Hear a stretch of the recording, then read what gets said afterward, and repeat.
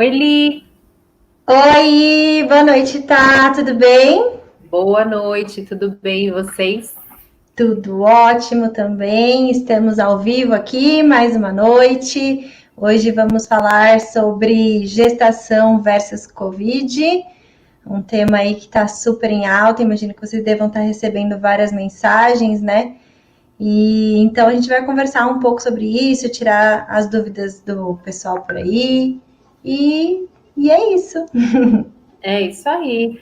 É um momento bem desafiador para quem está engravidando agora, né? Acho que tá com som aqui, será? Não, né?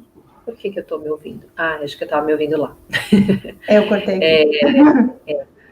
É um momento bem desafiador para quem está vivendo a gestação agora. Já é um momento de tantas transformações, de tantas incertezas, e aí o mundo inteiro vivendo uma mudança de estilo de vida, de rotina. E aí a gestante, como é que ela fica, né, no meio desse turbilhão de É. emoções internas e do mundo todo mexido, né, com isso que está acontecendo. Então, a gente veio para esclarecer as dúvidas, para conversar, enfim, trazer aí dicas de como lidar com isso, né, nesse tempo aí de desafios diários. Ô, Thay, me fala uma coisa, que é uma dúvida que eu acho que ainda continua sendo de muitas gestantes. Nós, gestantes, eu também tô, né? Ainda quem não me conhece, gente, boa noite. Eu sou a Liara, eu sou gestante, estou na minha 24ª semana. E eu queria saber, gestante, elas são ou não são do grupo de risco? Recentemente, o Ministério da Saúde incluiu, sim, as gestantes no grupo de risco. Inicialmente não era, ficou só como gestante de alto risco, né? Gestante que tivesse alguma patologia associada, tivesse diabetes gestacional, tivesse hipertensão, enfim, alguma outra doença que já fizesse parte do grupo de risco, fosse asmática, por exemplo, e aí sim ela seria grupo de risco. Porém, recentemente, a nota do Ministério é que as gestantes e as puérperas entraram para o grupo de risco, mesmo gestantes e puérperas de risco habitual. Então, sim, precisa de cuidados redobrados nessa fase da vida. E quais são esses cuidados diferenciados no dia a dia para essa situação que a gente está passando? Os cuidados são basicamente os de isolamento social, né? Então, a gente evitar as saídas, evitar o convívio, né, com pessoas no nosso dia a dia.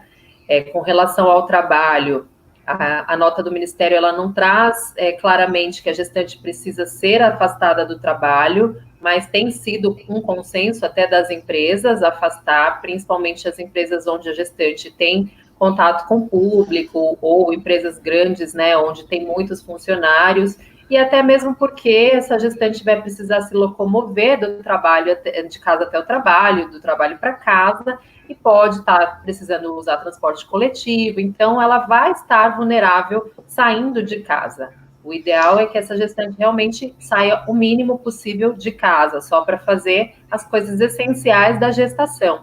Então, as empresas mais conscientes estão optando por deixar as gestantes em home office ou até iniciar licença maternidade, enfim, um afastamento médico. Os obstetras têm afastado essas gestantes com um atestado médico mesmo, pela exposição ao agente, né, que é o vírus. Isso é um motivo de afastamento que dá para ser colocado como motivo, como CID, né, para o afastamento. Porém, a nota do Ministério em si não trouxe essa recomendação expressa para que as mulheres fossem afastadas do trabalho. Só diz que as gestantes foram incluídas no grupo de risco. Tá, Fora essa e questão do trabalho, todas as questões de higiene mesmo, né? As medidas de higiene diária. Então, a lavagem das mãos, muitas vezes ao dia, evitar tocar o rosto, evitar contato com pessoas que estão circulando, né? Então, por exemplo, às vezes a nossa mãe mesmo, né? Que é tão presente na nossa gestação, na nossa vida, é aquela mão na roda. mas essa pessoa, ela está circulando livremente, ela está indo ao mercado, ela está trabalhando e não está tendo tanto esse isolamento. Essa pessoa, ela pode ser um vetor para trazer mesmo o contágio para a gestante. Então, a gente deve evitar contato com essas pessoas que estão extremamente expostas e, se houver contato, usar máscara, né, nesse convívio aí com essa pessoa dentro de casa. A recomendação mais recente do Ministério também é para que todas as pessoas usem máscaras ao sair de casa.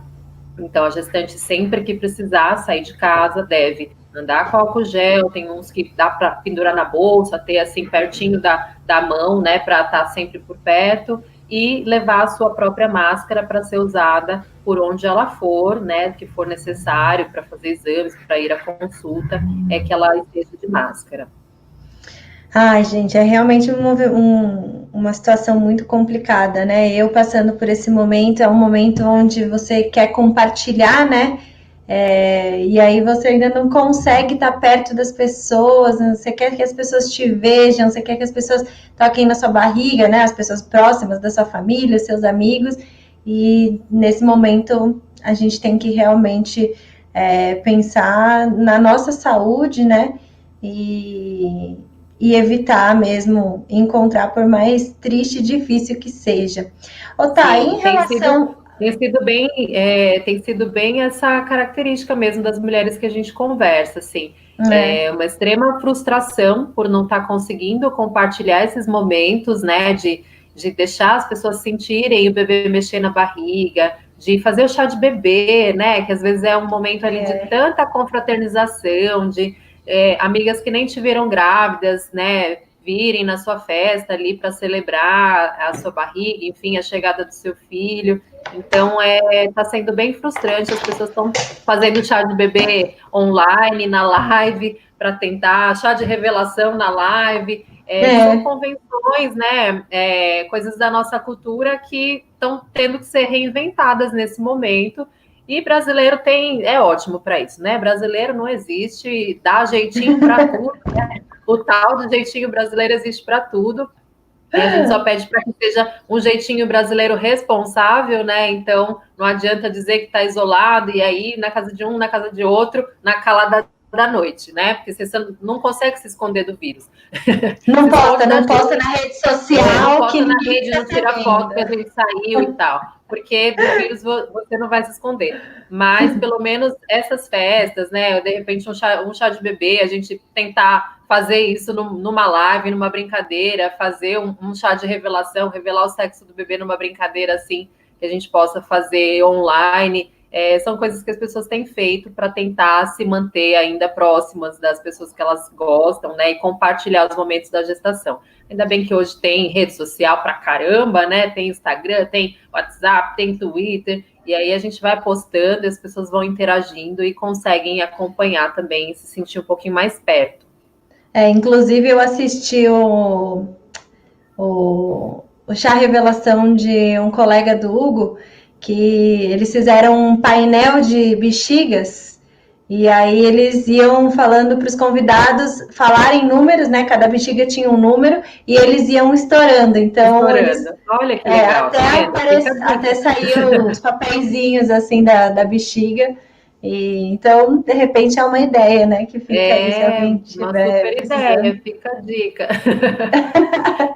E assim a gente vai, né? Thay, como que fica o pré-natal? A gestante ela deve evitar algum exame ou alguma consulta, alguma coisa do pré-natal? Não. O que a gente tem recomendado é que a gestante tente realmente sair de casa para essas coisas que são fundamentais, que uma delas é o pré-natal e a coleta dos exames da gestação. Então, a gente precisa conseguir garantir que a mulher tenha pelo menos 6 consultas, né, ao longo do pré-natal. Isso seria o mínimo para a gente dizer que foi o pré-natal ok, né? Então, no geral, essas consultas são meio que divididas em uma consulta no primeiro trimestre, 2 consultas no segundo e 3 consultas no terceiro trimestre, pelo menos, né? Então, esse é o mínimo de consultas preconizado pelo Ministério da Saúde para dizer que um pré-natal foi ok, né? O conteúdo dessas consultas aí também, né, vale a pena dizer que tem que ser consultas bem feitas, né? Não só a periodicidade, a quantidade, mas tem que ser consulta que vale a pena para a gente conseguir garantir pré-natal de qualidade. Mas sair para as consultas pode, né? Desde que você tome todos os cuidados que eu falei. As clínicas, os consultórios têm tentado adotar medidas para tentar minimizar esse encontro entre as gestantes, entre as pessoas, né? Então, por exemplo, aqui na Comadre, a gente tem aumentado o espaço entre uma consulta e outra, né? O horário de marcação, para tentar que não se acumule gestantes na recepção. A gente tem usado máscara nos atendimentos, tem mantido as salas bem arejadas. Aqui é um local bem arejado, então a gente não tem essa dificuldade. A gente mantém a distância de 1,5 m entre as pessoas durante a consulta para a gente sentar e conversar. Mas a consulta é necessária, porque na consulta é que a gente vai, além de conversar, enfim, esclarecer as dúvidas, planejar o parto, identificar riscos, a gente também tem um papel importante da consulta ser presencial, que é o exame físico da gestante. Não tem como não medir a pressão da gestante, pesar, palpar a barriga, auscultar o coração do bebê, verificar se a mulher tem edema, inchaço. Então, essa avaliação presencial se faz muito necessária na gestação. Não tem como a gente, como alguns conselhos têm autorizado, né, fazer consultas online, né, de psicologia, enfim, de nutrição. São até especialidades que a gente consegue fazer um atendimento online. Agora, pré-natal fica muito mais complicado, porque essa questão do exame físico é de suma importância, não tem como a gente pular. O que alguns profissionais têm feito é fazer parte da consulta online e parte da consulta presencial, para tentar diminuir o tempo da consulta, só o tempo que a gestante fica fora de casa, o tempo que a gestante fica aqui na clínica. Então, uma primeira conversa, aquela parte toda de orientação é feita online, e depois uma segunda parte é feita presencial, que seria uma parte mais rápida, só para fazer esse exame físico. Então, essa mudança é possível, alguns profissionais se adaptam, outros profissionais sentem um pouco mais de dificuldade, e assim como as gestantes também. Algumas preferem só presencial, outras preferem mais que tenha esse jogo de cintura do online também, e é onde a gente vai tentando modificar as nossas condutas aí para se adequar a tudo que está acontecendo. Tá. E em relação aos exames, tem algum que pode deixar de ser feito por conta do Covid ou não? Melhor manter tudo bonitinho. Todos devem ser mantidos. Alguns exames, inclusive, eles têm prazos, né, para serem feitos, porque tem a idade estacional certa para se conseguir avaliar, por exemplo, ultrassom morfológico, né, que tem uma idade estacional correta para se fazer, não dá para passar, porque senão isso prejudica a avaliação das estruturas que precisam ser avaliadas lá do coraçãozinho do bebê, enfim, de síndromes. Então, tem exames que têm uma data para fazer, não dá para a gente estender isso. E aí, o que a gente recomenda é que a gestante tente atendimento domiciliar nos laboratórios, alguns laboratórios já contam com essa facilidade, liga, você tem, né, atende a sua região, se você conseguiria coleta domiciliar dos exames de sangue, exame de urina, e aí sairia só para fazer exame de imagem, né, conseguiria minimizar um pouco essa saída, procurar um laboratório um pouco mais vazio, né, às vezes tem algumas unidades que são mais vazias, horários alternativos que são um pouco mais vazios, e sempre que precisar sair, tomar as medidas, ir de máscara. Alguns laboratórios têm instituído que o acompanhante não entre no exame, né? Isso tem sido aí uma discussão, porque a mulher tem direito a estar com o acompanhante todo o tempo, durante uma consulta, durante o exame, e esse é um direito assegurado, né, por lei. Porém, alguns laboratórios têm trazido essas informações, olha, não estamos permitindo a entrada do acompanhante. E isso tem causado bastante transtorno e angústia, porque é muito legal sempre compartilhar com o companheiro, com a nossa mãe, né, quando a gente vai fazer ultrassom, e aí não poder entrar é uma situação bem complicada. Eu mesma acabei passando por isso ontem, né? O laboratório onde eu faria o meu morfológico, que seria hoje, no caso, mandou mensagem falando que eles tinham proibido a entrada de acompanhante. E aí isso gerou uma chateação muito grande para mim, né? Porque seria um momento onde a gente realmente, pela primeira vez, a gente ia conseguir ver o Nick de uma forma mais completa, né? Porque o último ultrassom que eu fiz, eu tava com 8 semanas. Então ele era um pitico, eu mal consegui ver o que era cada coisa. Então esse seria o primeiro ultrassom que a gente realmente conseguiria ver. Então eu fiquei muito chateada, fiquei desesperada, chamei a Karina, falei, o que eu faço? E não teve conversa nesse laboratório. Inclusive, eles foram bem grosseiros no atendimento. Então, assim, eu acho que existe, realmente, a gente precisa tomar esse tipo de cuidado nessa fase, mas a gente precisa estar confortável, a gente precisa ser bem tratada, né?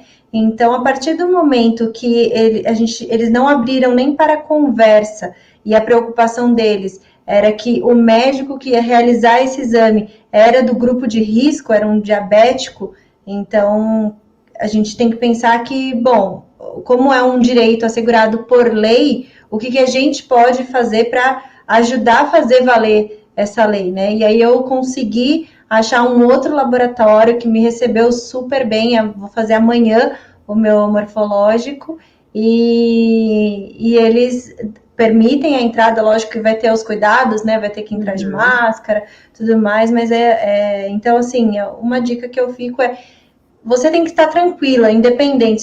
Se para você estiver tranquilo, não entrar com o acompanhante, tudo bem, mas se você fizer questão, procure, né? Procure outros lugares. Se você não se sentiu bem em um lugar, seja em consultório ou então em laboratório, qualquer parte, eu acho que o fundamental da gestação é a gente estar se sentindo tranquila. Então, eu, como gestante, tive essa experiência. Não, optei por não fazer nesse laboratório e conseguir um horário para fazer no outro, e agora eu já estou bem mais tranquila. Exatamente. Então, tem gestantes que, inclusive, vão sozinha, porque às vezes o marido também não está conseguindo comparecer, e tudo bem para elas, não vai fazer diferença.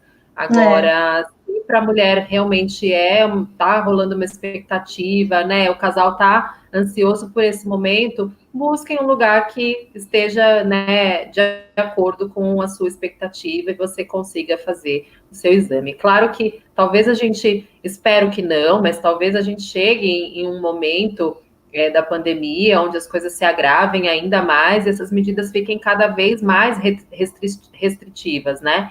E tudo bem também, né? Aí a gente começa a pensar de forma mais coletiva do que individual, Sim. e a gente sabe que tem coisas que vão acontecer diferente do que a gente planejou. Mas aí é por um bem maior, né? Que é para tentar mesmo segurar a evolução da pandemia. Sim, e realmente, quando a gente está vivendo essa pandemia que ninguém esperava, e eu tenho visto, né, ainda mais agora que eu estou perto de vocês, que a procura por uma equipe humanizada tem crescido, né? Muitas mulheres estão preocupadas em levar o parto para o hospital e elas querem fazer um parto domiciliar. E aí eu queria que você falasse um pouco para a gente, vale a pena contratar uma equipe humanizada em meio a essa pandemia? Vale.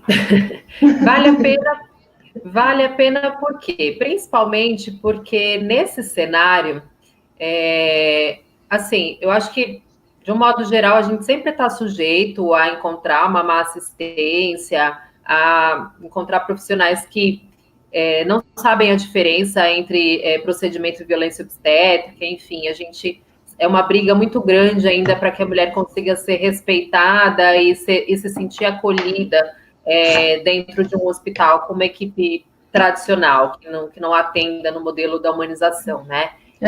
Então, ainda é uma questão de muita sorte conseguir ser bem assistida, bem atendida e acolhida nesse momento. Porém, especificamente, nesse momento que a gente está vivendo do mundo, os profissionais de saúde que estão lá na linha de frente, né, são os que estão extremamente mais expostos, né?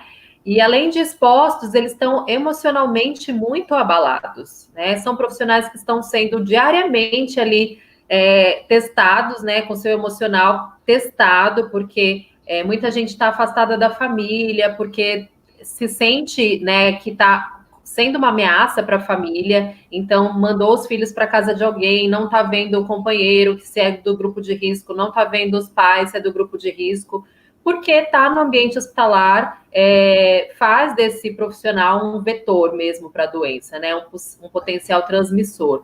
Então, o profissional de saúde, eu vejo pelas minhas amigas enfermeiras que trabalham em hospitais, que elas estão extremamente estressadas e fragilizadas, porque sabem que elas têm um risco muito maior, né, de ter contato e de adoecer. Então, as equipes que estão lá no hospital, quando você chega para parir com plantão, elas vão estar nesse momento, né, vivendo essas incertezas. Muitas vezes, um médico que trabalha num hospital privado que você vai parir também trabalha no SUS, um enfermeiro, um técnico de enfermagem que está lá nesse hospital privado, trabalha em outro setor também, de um outro hospital, não trabalha só lá no centro obstétrico, né? Porque a gente tende a pensar, não, mas quem trabalha em maternidade se expõe menos, mas os profissionais, eles rodam muito, né, em vários lugares. Então, o profissional de saúde é sempre um ponto crítico mesmo para a gente ter contato, porque é alguém que está tendo contágio direto. E aí você vai ser cuidada por esses profissionais que estão, na verdade, querendo ser acolhidos e cuidados, né? São profissionais que estão sofrendo com falta de equipamento de proteção individual, a gente vê todos os dias na televisão os profissionais reivindicando que não tem máscara, que não tem jaleco, que não tem óculos de proteção individual. Então, essas pessoas estão realmente muito estressadas, fragilizadas e às vezes oferecer cuidado empático e acolhedor para o outro nessa situação é muito difícil. Então, esse é o grande desafio. Ter uma equipe humanizada que vai cuidar só de você, que tem um vínculo com você, que está ali de acordo com o que você planejou para o seu parto, conhecendo o seu plano de parto, conhecendo a sua história, vai fazer toda a diferença para realmente você não se expor a esses profissionais que estão vivendo no limite, né? E o que muda no atendimento ao parto? Quais que são os cuidados necessários para o trabalho de parto nesse momento de pandemia? Trabalho de parto, basicamente o que tem acontecido é a mudança da quantidade de pessoas na cena do parto, né? Isso tem sido uma discussão bem intensa, recente, porque cada hospital está instituindo a sua regra, então isso está bem complicado também.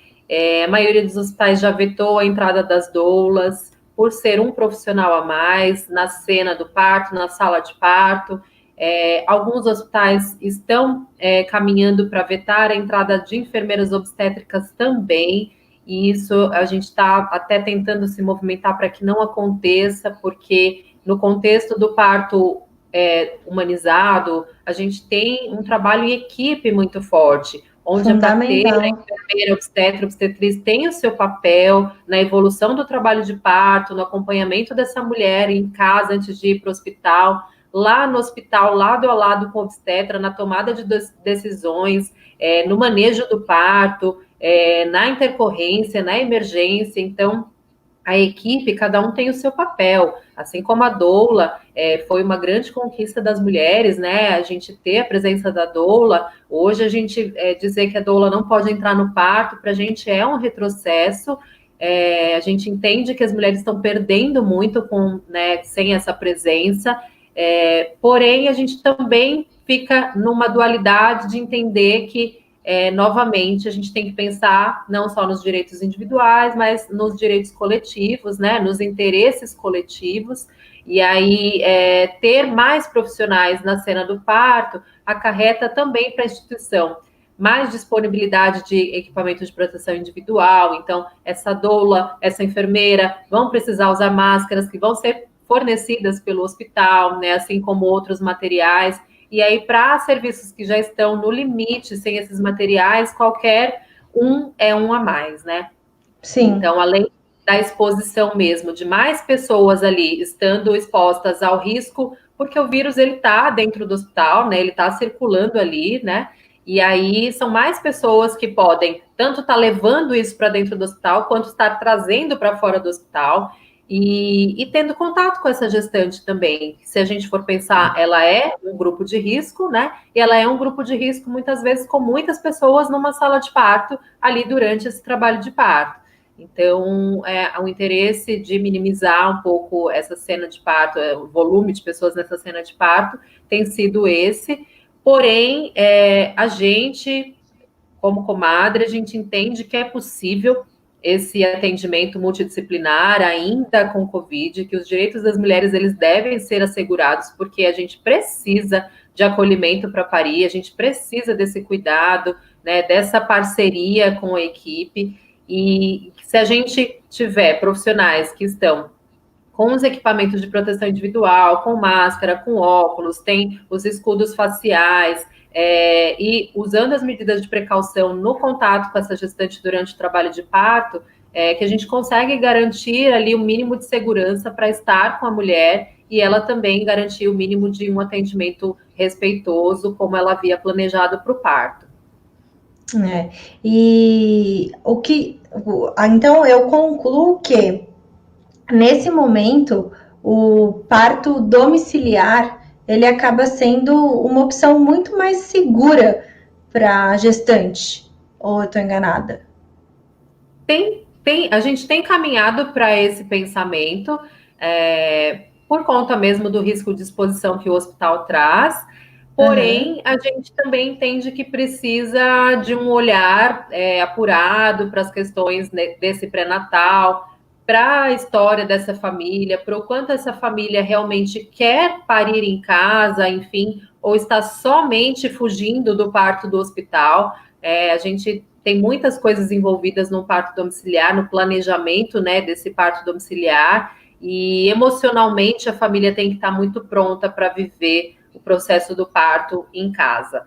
Se às vezes a mulher, a família, enfim, não está se sentindo segura no hospital por uma questão da exposição ao Covid, porém também não se sente tão segura em casa pelos riscos inerentes ao parto, que qualquer parto teria. E aí a mulher fica pesando os dois riscos e fala, meu Deus, se correr o bicho pega, se ficar o bicho come, para onde eu vou? Então tem que acomodar muito no coração, conversar com a equipe. Então, se for algo que passar pela sua cabeça, o parto domiciliar está realmente brotando aqui uma sementinha, eu estou pensando nessa possibilidade, procure uma equipe, converse com uma equipe de atendimento ao parto domiciliar. E aí não adianta a gente conversar com o seu obstetra, tá? Eu tenho obstetra lá do meu convênio, e aí eu vou lá perguntar para ele se é melhor o parto domiciliar ou o parto hospitalar. O que vocês acham que ele vai responder? Ele vai responder que é muito melhor você ir para o hospital, que imagina que o parto em casa não é seguro, né? Então, conversem com uma equipe de parto domiciliar, e aí essa equipe vai trazer para vocês os prós e os contras, né, de um parto domiciliar, quais são os riscos, qual é o planejamento, o que é necessário, se você é elegível para esse parto domiciliar, porque nem todas as mulheres também podem parir em casa, apesar de às vezes quererem, né? E aí sim você vai ter todas as informações para decidir se parir em casa é o melhor para você e para o seu bebê. Entendi. Mas que aumentou bastante a procura, sim. A gente tem tido muita procura. O número de partos domiciliares da gente praticamente dobrou do mês passado para cá. E cada vez mais pessoas chegando aqui com essa intenção e nessa busca e mudando os planos, ia ser hospitalar e mudou para domiciliar, assim, de última hora, no finalzinho da gestação, depois de tudo que tem acontecido. Então, a gente entende que, para algumas famílias, elas já pensavam no parto domiciliar, porém, por alguma questão, se acomodaram e foram para o parto hospitalar. E aí, com tudo isso, voltou a reacender a chama do parto domiciliar. Não, tem que ser em casa mesmo, porque olha tudo que está acontecendo, e aí vamos então focar nossa energia nisso. Assim Sim. como tem outras que nunca haviam pensado no parto domiciliar e agora passou a fazer sentido. Ah, não, olha, tá vendo? E aí eu até comentei sobre isso esses dias no nosso Instagram, que precisou acontecer uma pandemia mundial para as pessoas entenderem que a nossa casa pode ser mais segura que o hospital, né? Em casa a gente está exposto aos nossos bichos, né? Aos nossos vírus, às nossas bactérias, e lá no hospital a gente está exposto a um monte de outros vírus. Não é só o Covid-19 que está lá, né? Tem muita coisa lá no hospital. Por isso que a gente sempre defendeu de que o parto em casa é uma escolha possível, é uma escolha segura, né, com planejamento, com equipe, com material, com plano B e C bem estruturado, é super possível parir em casa e saudável e seguro. Mas as pessoas têm feito essa reflexão só agora, diante da pandemia. E eu espero que com esse aumento de experiências de parto domiciliar, acarrete em mais experiências, né? Que isso seja passado de boca a boca, que as mulheres realmente que procuraram e se surpreenderam com essa experiência, comentem com outras mulheres e que isso vá passando para novas pessoas que possam viver essa experiência. Eu tenho muita vontade de viver, mas às vezes eu me sinto um peixe fora d'água, por muita gente me achar maluca. Sim, e uma coisa que me deixa muito feliz e muito empolgada é exatamente isso, Li, porque as mulheres estão vindo em busca de algo, né, que é a proteção contra o que elas vão encontrar no hospital, porém, eu tenho certeza que elas vão encontrar muito mais do que elas estão buscando, né, nessa experiência. Então, elas vão sair dessa experiência com uma impressão totalmente modificada de tudo que elas esperavam, né, desse momento. E elas vão levar isso adiante, né? Elas vão passar essa experiência adiante e cada vez mais vai se falar de parto domiciliar, vai se fazer mais presente na vida das pessoas, das famílias, e aí a gente vai deixar de ser o peixe fora d'água, né? Eu sonho com esse dia também. Que a gente fale que pariu em casa e não seja mais, nossa, meu Deus, que louca, que corajosa, né? No mínimo é que corajosa, mas a maioria das vezes é doida. Você é doida, meu Deus, ai, que coragem. E se acontecer alguma coisa? Então eu sonho com um dia que a gente fala, eu tive parto em casa. Ah, tá bom, tipo, passa manteiga. Normal, entendeu? É só mais um local de parto. Sim. Mas assim, vamos supor que mesmo assim, como você disse, né, não são todas as mulheres que vão poder ter o parto domiciliar. Não só por uma questão, de repente, de alguma questão biológica, né, assim que eu posso falar, mas também por uma questão psicológica, né, se ela não está preparada de alguma maneira para isso, para assumir os riscos, né, para assumir a responsabilidade dessa escolha e tudo mais, aí ela escolhe o hospital. É melhor ela escolher um hospital que seja só maternidade? Tem sido uma discussão também, a gente tem tido bastante mulheres que têm falado sobre posso escolher só maternidade. De um modo geral, não dá para dizer que a maternidade em si ela está um pouco mais protegida, né? Por ter mais circulação de gestantes e menos circulação de doentes, né? Porque a gestação é o único momento que o parto, né? É o único momento que a gente vai para o hospital sem estar doente, né? Em todas as outras situações, ou é na cirurgia plástica ou é na doença. Então, a maioria das mulheres que estão lá não estão doentes, pelo menos por enquanto, né? A gente pode chegar aí num momento da pandemia em que se adoeça cada vez mais e também nas maternidades estejam circulando muitas mulheres doentes. Mas também a gente tem profissionais nesses lugares, né? Então, os profissionais que circulam lá, circulam em outros hospitais, então a gente não está completamente protegido por ir para o hospital só maternidade. Além do que, um movimento que está acontecendo muito por essa questão da mudança, né, da escolha das mulheres, da preferência das mulheres pelas maternidades, é a maternidade ficar superlotada, né? Eu acho que você caiu, Li.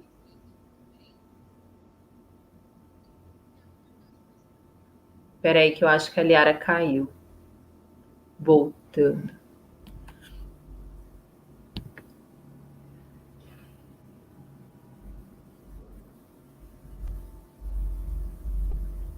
Oxe, cortou. Que estranho, mas foi o Instagram que me tirou.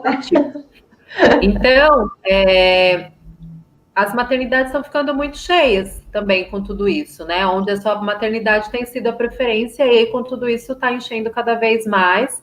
Além do que muitos profissionais têm indicado cesáreas para as mulheres cada vez mais, por uma questão de tentar se proteger. Não, vamos fazer a cesárea logo antes que tenha o pico da doença, né? Porque se fala muito, quando será esse pico da doença, esse pico da doença? Então, já está com 38 semanas, já vamos tirar já, porque vai que daqui a 15 dias seja o pico da doença, então não vamos esperar. E aí, muitas gestantes acabam ficando vendidas e passando por cirurgias desnecessárias e se expondo ainda mais a riscos, né? Porque a cesárea é uma cirurgia de grande porte, que é uma coisa que a maioria das pessoas não sabe, né? Encara a cesárea como uma cirurgia tranquila, porque é um corte pequenininho, que a cicatriz nem aparece depois, fica abaixo da linha do biquíni, mas ela é uma cirurgia de grande porte, que vai seccionar órgão, que vai abrir o seu abdômen, que vai expor você e seu bebê a riscos maiores do que um parto normal. E por ser uma cirurgia de grande porte, tem os riscos anestésicos e também diminui a nossa imunidade no pós-operatório. Qualquer pós-operatório deixa o nosso sistema todo mais vulnerável a infecções, a complicações. Então, tudo que a gente não quer é uma mulher recém-operada e puérpera, né? Que isso vai aumentar ainda mais a chance dela ser grupo de risco. Pelo puerpério em si, ela já né? Porque também é um momento delicado ali de retorno do corpo à sua condição, né, anterior. Porém, essa mulher de puerpério, de cesariana, que está ali tentando se recuperar de uma cirurgia de grande porte, ela tem ainda mais chance de desenvolver, né, outros problemas e também se infectar e ter a Covid, né? Então, a gente tem que pensar tudo isso também sobre esses aspectos de escolho maternidade, escolho equipe, né? Quais são os interesses que estão sendo defendidos quando a gente vai para a maternidade, quando a gente está sem equipe, enfim.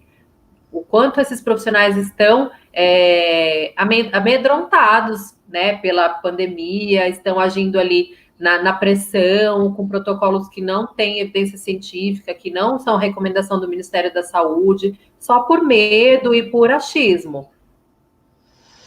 E aí, como que fica essa questão? Eu sei que você já falou um pouco, mas eu queria falar um pouco mais específico sobre ter um acompanhante, né, na sala de parto, que é um direito, mas eu ouvi, por exemplo, que tinha um hospital, agora eu não vou saber dizer qual, que eles estavam fazendo exame nesse acompanhante e que se ele não passasse nesse exame, teria que ser, a gestante já tinha que ter indicado um substituto e seria só uma única pessoa para acompanhar até depois nos 3 dias normalmente que a mulher fica no hospital para ficar junto. Como que fica nesse caso? A gestante não tem como brigar ou fazer alguma coisa para ter o acompanhante que ela planejou.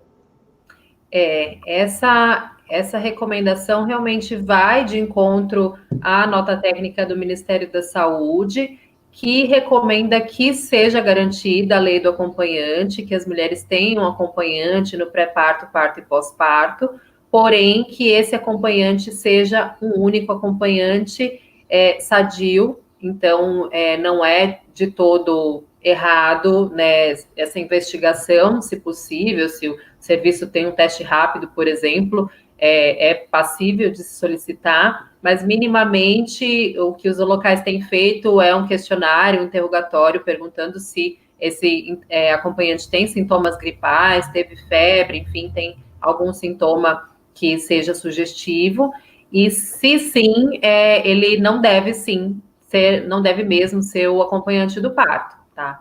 Isso tem sido já consenso. A gente tem recomendado que a mulher tenha uma segunda opção, porque realmente, se o acompanhante de escolha dela não estiver bem no momento do parto, o ideal é que ela tenha uma outra pessoa que possa estar com ela durante esse processo, que inclusive pode ser, às vezes, o meu marido está doente, né, e não vai poder acompanhar o parto. Então, poderia até ser a doula, né, para estar fazendo esse papel de suporte físico e emocional para essa mulher, porém, a gente não tem muito como mudar isso de verdade. Não dá para dizer que não vai ter nenhum acompanhante. Então, a gente ainda não chegou a esse ponto. Nos Estados Unidos já está assim, né? Eles já não deixam nem o pai na sala de parto mais. Mas aqui a gente não chegou a esse ponto, graças a Deus. Então, nem vamos chegar. Nem vamos chegar, porque estamos fazendo tudo direitinho. Espero que todos estejam. Mas que as mulheres possam ter garantido esse direito, segundo o Ministério, de ter um acompanhante da sua escolha, desde que esse acompanhante esteja sadio. Entendi. Bom, queria ver se alguém tem alguma pergunta. Aqui a Ana E. Caetano fez uma pergunta. Se puderem comentar sobre como está a entrada de equipe externa no São Luís Itaim, Anália e Promatri. Cada um está fazendo do seu jeito. Então, São Luís, Anália, está entrando ou doula ou enfermeiro obstetra, não entra as duas. Médico e pediatra, obstetra e pediatra está entrando normalmente, e equipe de fotografia não está entrando, tá? Então, acompanhante entra, um acompanhante não faz rodízio, né? Não tem visita, então visita pós-parto, não recebe ninguém, e é um acompanhante sem rodízio. Pode ser o parceiro, né, o marido, enfim, outra pessoa. E na sala de parto, só ou a parteira ou a doula, obstetra e pediatra. No São Luís Itaim, está entrando doula, está entrando enfermeira obstetra, pelo menos assim até ontem, gente, porque tudo isso muda de uma hora para outra, né? Então, pelo menos ontem à noite, quando a gente estava no nosso grupo discutindo, tinha algumas equipes lá atuando no momento, estavam com doula, com enfermeira obstetra, e lá está entrando a equipe de fotografia, São Luís Itaim. Promatri Santa Joana, a gente tem um parto para acontecer na Promatri nos próximos dias, que até é da pediatra aqui da comadre, que vai parir lá. Ela mandou e-mail, eles informaram alguns dias atrás que estava entrando a equipe completa, só não fotógrafo. Então, o fotógrafo foi o único que eles vetaram lá. Mas, como eu falei, tudo muda de repente, né? Às vezes, de um dia para o outro, eles soltam uma nota que a partir do dia tal não entra mais ninguém. Então, aí a gente começa a se adaptar. No CEPACO, ontem a gente teve uma triste notícia e que está gerando bastante burburinho aí no mundo da humanização, que é que eles falaram que a partir do dia 1º de maio não entra mais enfermeira obstetra ou obstetriz, parteiras, para atuar junto a equipes no hospital.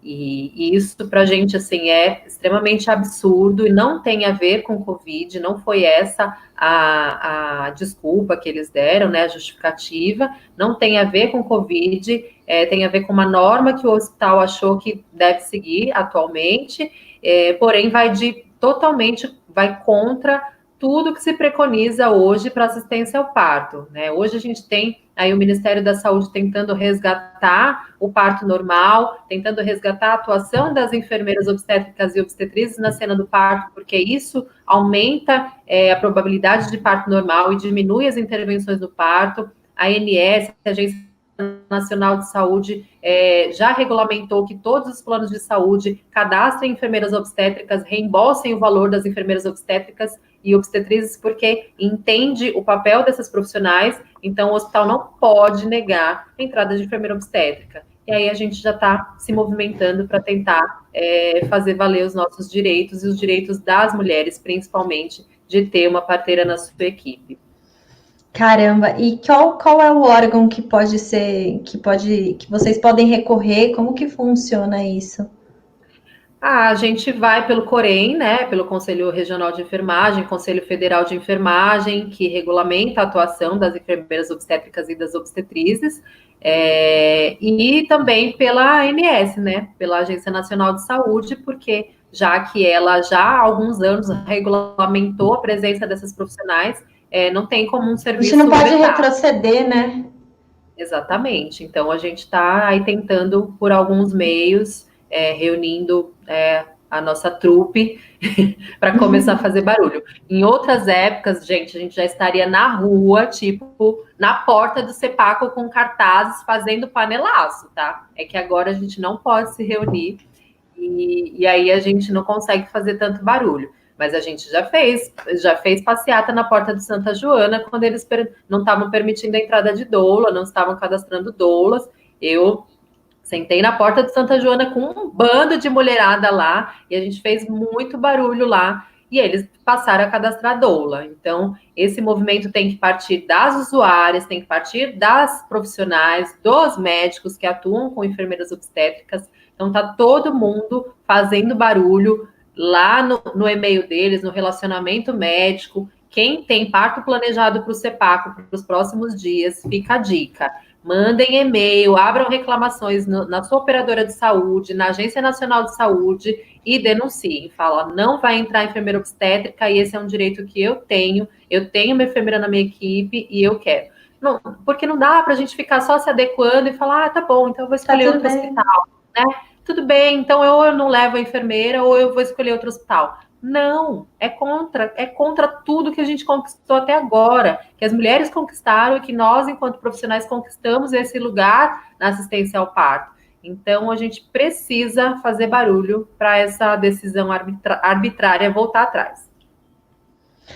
Ai, gente, dá até nervoso de pensar numa coisa dessa. Deixa eu ver se tem mais alguém que mandou Acho que alguma não... questão. Acho que não, né? Alguém só não, comentou o péssimo CEPACO e a Ana agradeceu. É. Bom, eu acho que a gente falou bastante coisa. Você tem mais alguma coisa para acrescentar? Não, assim, eu acho que eu gostaria de acrescentar que a gente falou de gestação, mas a gente deve finalizar também com amamentação, né? Tem muita gente que fica em dúvida como é que fica a questão da amamentação, né? Em épocas de Covid. E aí, pode amamentar? Pode e deve, tá, gente? Então, assim, não permitam que seu bebê seja separado de você porque você testou positivo. Não deixe de amamentar. Até agora, o que a gente tem de evidência científica é que não foi encontrado vírus no leite materno, não passa pelo leite materno, a transmissão segue sendo via gotículas, né? Então, a mulher pode amamentar desde que ela use máscara, de que ela lave as mãos antes de manipular o bebê, mas que mãe e bebê devem continuar juntos, tá?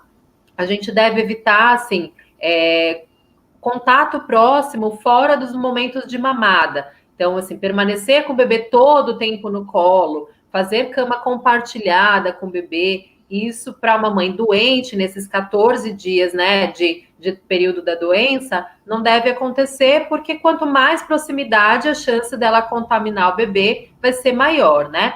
Mas a amamentação não deve deixar de acontecer, então só observando esse cuidado de lavar as mãos, de colocar a máscara, ao tossir, é legal ter uma outra pessoa que te ajude, porque se você tossir na máscara, precisa trocar a máscara. Então, tossiu na máscara, a mãe está amamentando, tossiu na máscara, uma pessoa vem, tira a máscara pelos elásticos, joga fora e coloca outra máscara na mulher. Para não umedecer a máscara, porque aí também não adianta ficar com a máscara úmida, a máscara tem que ser usada por, no máximo, 2 horas e pouquinho, e aí ela deve ser substituída, porque senão ela também não faz o papel dela.